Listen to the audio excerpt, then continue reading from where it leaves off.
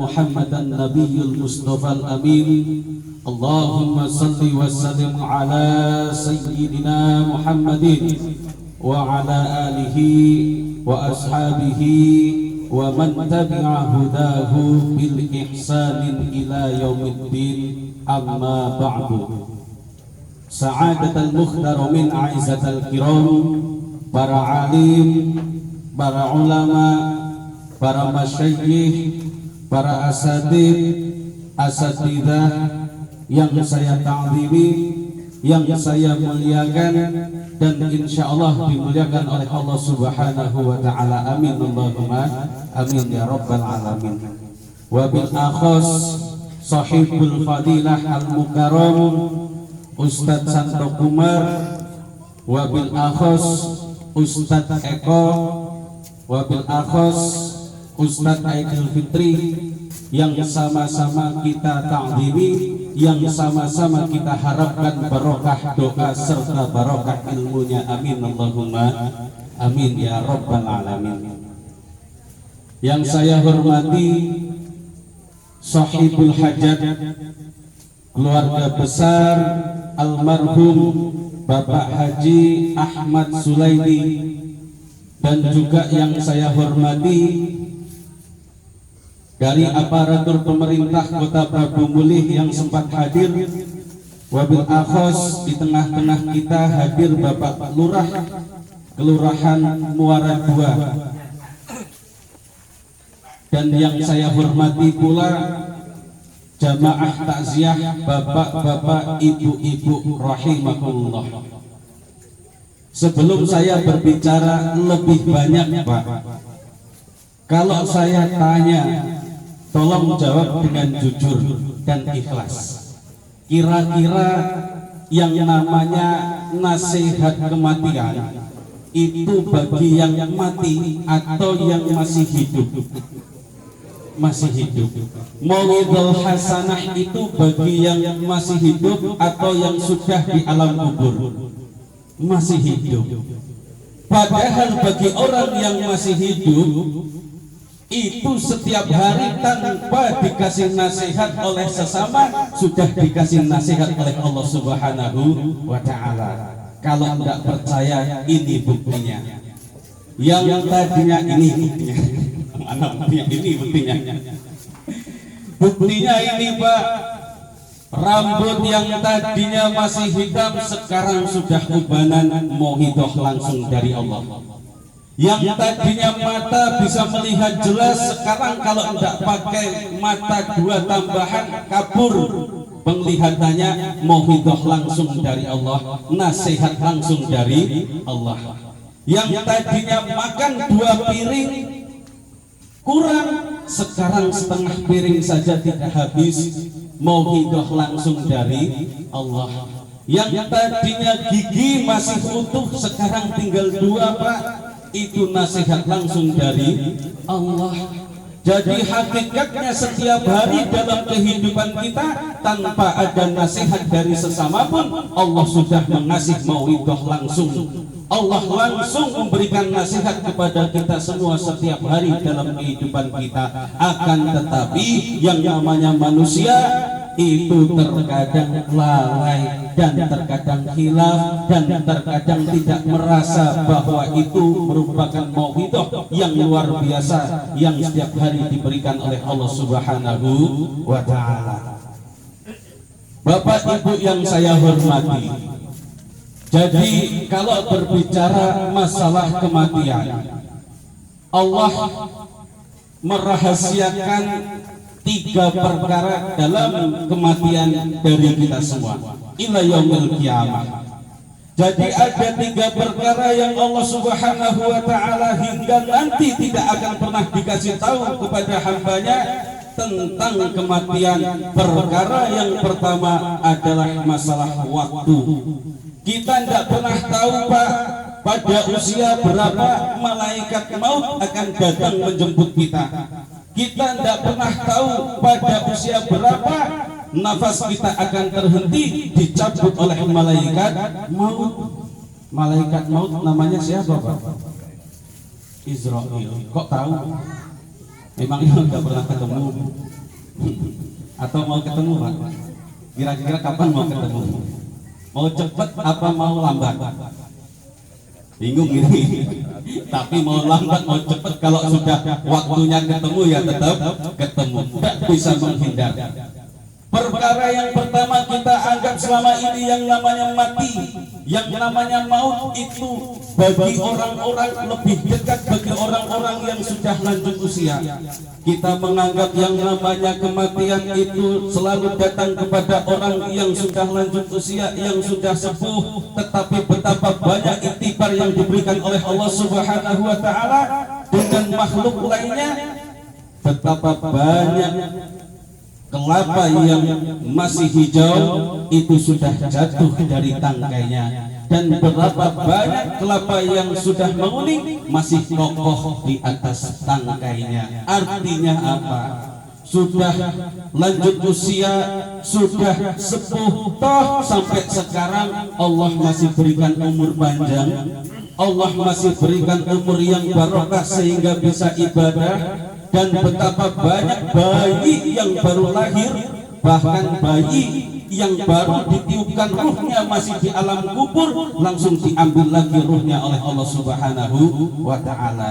Jadi masalah mati itu bukan hanya kepada orang yang sepuh duluan, enggak, tetapi boleh jadi yang muda-muda duluan. Selama ini kita menganggap yang sepuh duluan, tidak. Contoh misalkan saya lebih muda dari bapak-bapak, boleh jadi bapak-bapak yang tua duluan, saya belakangan, atau saya yang lebih muda belakangan bapak-bapak duluan, boleh jadi seperti itu. Bodoh wae, terserah saya yang ngomong kok. Itulah Pak yang dirahasiakan oleh Allah Subhanahu wa Ta'ala. Perkara yang pertama masalah usia, masalah waktu. Kita tidak pernah tahu kapan malaikat maut, malaikat Israel akan datang menyebut kita. Perkara yang kedua yang Allah rahasiakan dari kita adalah tempat. Kita juga tidak pernah tahu di mana kita akan mati. Kita tidak pernah dikasih tahu, Bayu kamu matinya di Prabu Mulih, Bayu nanti kamu mati di Palembang atau di Jawa. Tidak pernah dikasih tahu sama Allah. Kalau saya dikasih tahu Pak, Bayu kamu nanti matinya di Prabu Mulih, yakin seumur hidup saya tidak mau ke Prabu Mulih. Walaupun misalkan Pak Lurah telepon saya lagi di Jawa, Mas Bayu ke Prabu Mulih sini ada tanah 2 hektar saya wakafkan untuk bangun pesantren, tapi malaikat Israel sudah membisikkan, Bayu nanti kamu mati di Prabu Mulih. Tidak berangkat saya. Walaupun 2 hektar nantilah, karena saya matinya di Prabu Mulih, tidak mau ke Prabu Mulih. Kalau dikasih tahu di mana kita akan mati, tetapi selama ini kita tidak pernah tahu di mana kita akan mati. Banyak orang Prabu Mulih mati di Palembang, banyak orang Jawa mati di Sumatera, dan banyak pula orang Sumatera mati di Jawa. Karena tempat merupakan rahasia yang kedua yang Allah rahasiakan dari kita semua. Perkara yang ketiga yang Allah rahasiakan dari kita semua dalam perkara kematian adalah cara. Kita selama ini menganggap di tengah-tengah wabah ini bahwasannya pembunuh yang paling dahsyat saat ini namanya COVID-19, namanya Corona. Kita sudah jaga jarak, pakai masker, cuci tangan, bahkan tidak bersalaman, tidak silaturahim. Tetapi ternyata di Lauhul Mahfuz mati kita cuman kesandung batu, bukan karena corona. Boleh jadi kita pakai masker, cuci tangan, pulang dari sini dibentak istri mati. Nggak tahu, namanya cara, terserah Allah. Bapak-bapak pulang kemalaman, ngopi dari takziah dibentak istri mati, nggak tahu. Pengen mati kesandung apa bentak istri Pak? Jadi masalah kematian yang ketiga adalah cara, itu dirahasiakan oleh Allah Subhanahu wa Ta'ala. Banyak orang mati karena COVID, banyak orang juga mati tidak karena COVID, karena cara merupakan rahasia dari Allah Subhanahu wa Ta'ala. Dulu Rasulullah Muhammad sallallahu alaihi wasallam ketika berada di kota Madinah sedang bermajlis seperti ini, sedang menyampaikan ilmu Allah, tiba-tiba ada rombongan membawa mayat lewat depan Rasulullah Muhammad sallallahu alaihi wasallam. Kemudian Rasulullah mengatakan kepada para sahabat, "Ya ashabi mustarih wa mustarahu minhu." Itu mayat itu namanya mustarih wa mustarahu minhu. Orang mati itu namanya mustarih wa mustarahu minhu. Ditanya sama sahabat, "Man mustarih wa mustarahu minhu ya Rasul?" Apa itu mustarih wa mustarahu minhu? Mustarih itu dari bahasa Arab, fi'il madi dan mudaratnya adalah istirahat yastarihu. Artinya apa? Istirahat. Jadi sudah agak mirip dengan bahasa kita karena menjadi serapan bahasa Indonesia. Istirahat yastarihu, istirahat. Kalau di Melayu ada namanya rehat, makanya rehat sejenak. Bahasa serapan dari bahasa Arab. Jadi apa ya Rasulullah, mal mustarih? Apa itu mustarih? Mustarih adalah, kata Rasulullah Muhammad sallallahu alaihi wasallam, orang yang mati dalam keadaan mukmin bertakwa kepada Allah Subhanahu wa taala, yastarihu min nasabid dunya. Dia istirahat dari hiruk pikuknya dunia ini. Jadi bagi orang yang bertakwa, bagi orang yang baik di sisi Allah, bagi kekasih-kekasih Allah, bagi orang-orang pilihan Allah yang mendapatkan rahmat Allah, ketika dia mati itu tidak akan mendapatkan siksa di alam kubur, tetapi kata Rasulullah, yastarihu min nasabid dunya, justru dia istirahat dari hiruk pikuknya dunia ini. Jadi orang soleh ketika mati dia anggap bahwasanya yang namanya dunia ini tempatnya capek, yang namanya dunia ini tempatnya keluh kesah, makanya cepat pengen dia tinggalkan, cepat pengen istirahat. Di mana dia istirahat? Di alam kuburnya. Kira-kira kalau orang istirahat itu enak apa enggak, Pak? Bapak-bapak seharian pegawai dari pagi sampai malam pulang capek nian, melihat kasur istirahat di kamar nyaman apa enggak? Nyaman, capek, soalnya capek. Begitu juga dengan orang soleh, capek nian dengan dunia ini, capek dengan hiruk pikuknya dunia ini yang fana ini, maka dia pengen cepat istirahat. Di mana dia diistirahatkan oleh Allah Subhanahu wa taala? Di alam kuburnya. Maka mudah-mudahan almarhum Haji Ahmad Sulaidi menjadi golongan orang-orang, menjadi golongan di antara orang-orang yang diistirahatkan di alam kuburnya. Amin. Allahumma amin ya rabbal alamin. Kemudian mal mustarahu minhu ya Rasul. Apa itu golongan yang kedua? Kalau yang pertama itu adalah golongan orang yang diistirahatkan di alam kuburnya. Kemudian golongan yang kedua, mal mustarahu minhu. Apa itu mustarahu minhu ya Rasul? Kata Rasulullah Muhammad sallallahu alaihi wasallam, ketika ada orang mati, bukan orang yang mati yang istirahat, tetapi tetangganya yang istirahat, temannya yang istirahat, keluarganya yang istirahat. Dari apa? Dari perbuatan buruknya, dari perbuatan tidak baiknya. Boleh jadi ketika dia masih hidup, ketika dia masih berada di dunia, perbuatannya sering mengganggu tetangganya, sering mengambil hak yang bukan haknya, sering mencemooh orang lain melalui lisannya, sering merendahkan, sering memfitnah. Maka ketika dia mati, dimatikan oleh Allah Subhanahu wa taala, berpindah dari alam dunia ke alam barzakh, ke alam kubur. Bukan dia yang istirahat, tetapi teman-temannya yang istirahat, keluarganya yang istirahat, saudara-saudaranya yang istirahat, orang yang hidup di sekelilingnya istirahat.